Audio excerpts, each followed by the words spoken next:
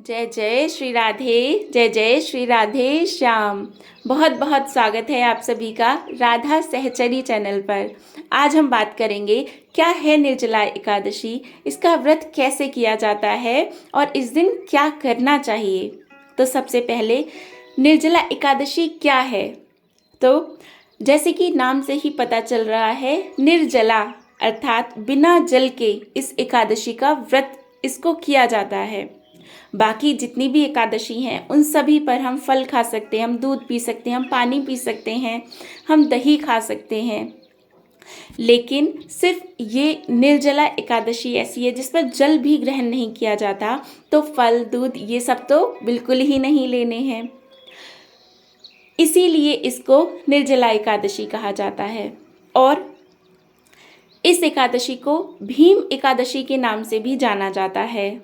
भीम एकादशी, जैसे कि आप भीम नाम समझ ही रहे होंगे, पांडवों में एक भीम भी थे जो कि बहुत बहुत बलवान थे, अर्थात उन्हें बहुत ज़्यादा भूख लगती थी। इतनी भूख लगती थी कि वो कोई भी व्रत, कोई भी एकादशी कर ही नहीं पाते थे अपनी भूख की वजह से। तो उन्होंने व्यास देव जी से पूछा कि हे प्रभु, मुझे बताइए मैं क्या करूं, क्योंकि मुझसे तो कोई व्रत रखा ही नहीं जाता है। अगर आप भी इस कैटेगरी में आते हैं कि आप कोई व्रत रख ही नहीं पाते, तो आप इस व्रत को ज़रूर करें। तो व्यास जी ने कहा था, अच्छा ठीक है भीम, अगर तुम सब जितने भी व्रत हैं वो नहीं कर पाते, सभी एकादशी नहीं कर पाते, तो तुम ऐसा करो, तुम निर्जला एकादशी का व्रत करो। क्योंकि निर्जला एकादशी का व्रत करने से साल भर की जितनी भी एकादशी हैं उन सभी का फल प्राप्त होता है।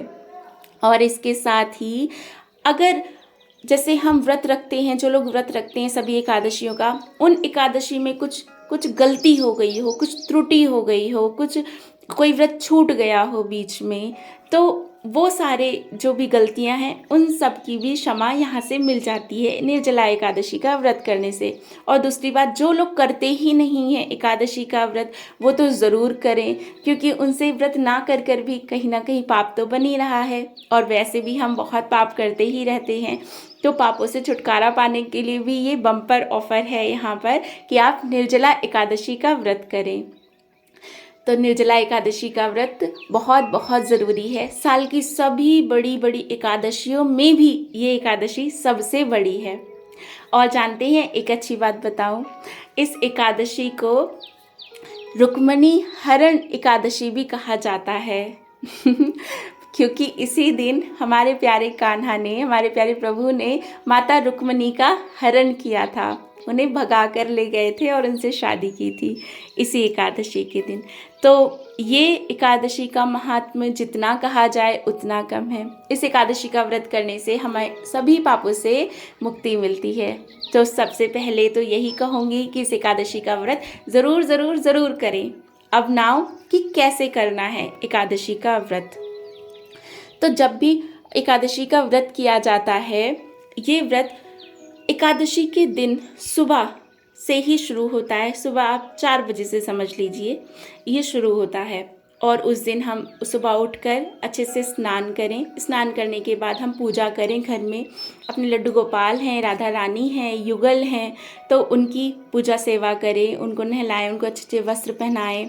या फिर जिनके पास युगल नहीं है, जिनके पास लड्डू गोपाल नहीं है, वो उनके घर में नारायण की फ़ोटो होगी, फ़ोटो तो ज़रूरी होगी, तो उनकी ही सेवा करें, उनको उसको अच्छे से साफ़ करें, उन पर फूल वगैरह रखें, उनको मतलब फूल अर्पित करें और उनसे उस दिन प्रार्थना करें कि हे नारायण, हे मेरे प्यारे लाडली लाल, मेरे राधा कृष्ण, नारायण लाडली लाल राधा कृष्ण ये सब एक ही हैं, कि हे प्यारे, आज मैं एकादशी का व्रत करने जा रहा हूँ या जा रही हूँ।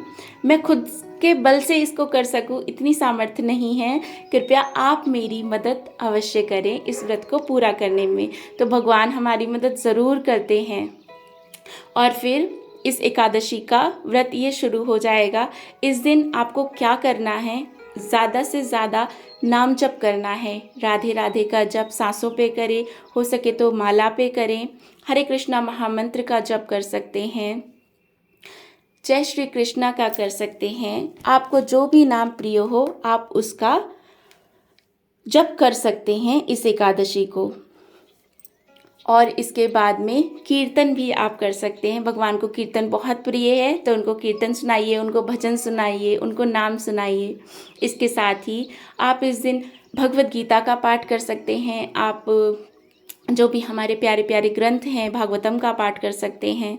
ये भगवान को सुनाइए, भगवान को ही सुनाइए, और कोई नहीं सुनता तो उनको सुनाइए बैठकर, वो बड़े प्रसन्न होंगे।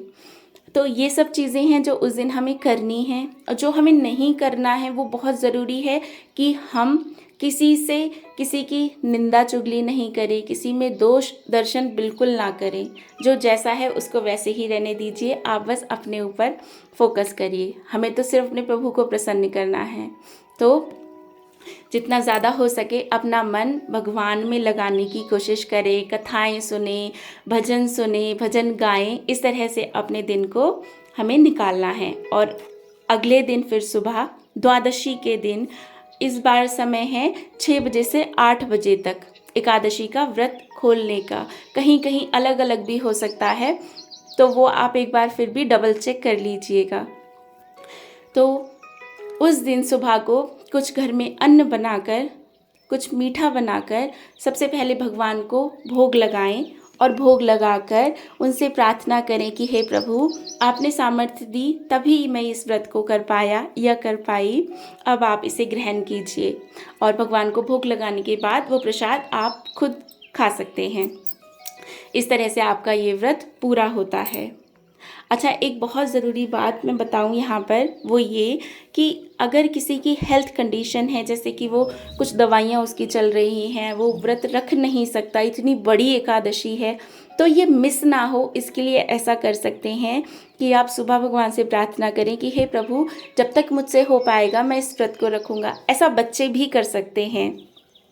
तो आपको क्या करना है, जैसे आप 12 बजे तक कंट्रोल कर सकते हैं बिना पानी के, तो आप 12 बजे तक, 4 बजे तक हो सकता है तो 4 बजे तक, मतलब कि जितना ज़्यादा हो सके वहाँ तक बिना पानी के रहिए।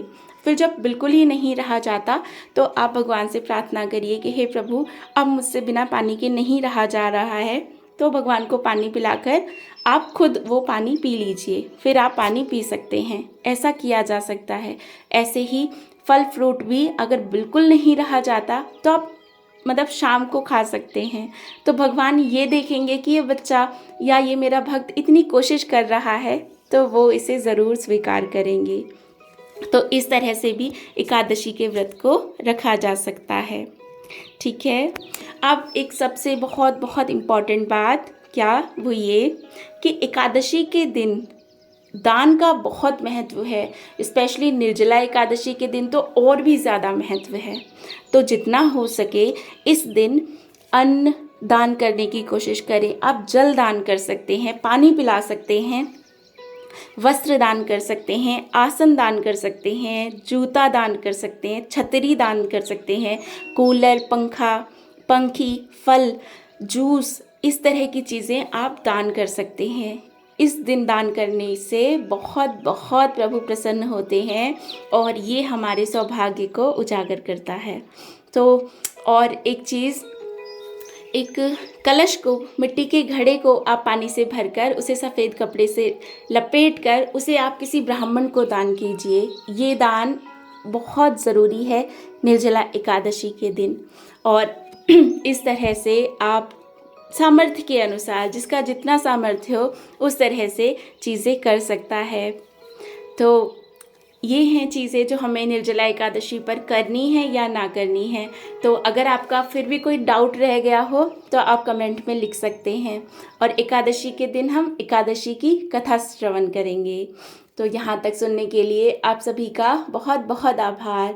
जय जय श्री राधे, जय जय श्री राधे।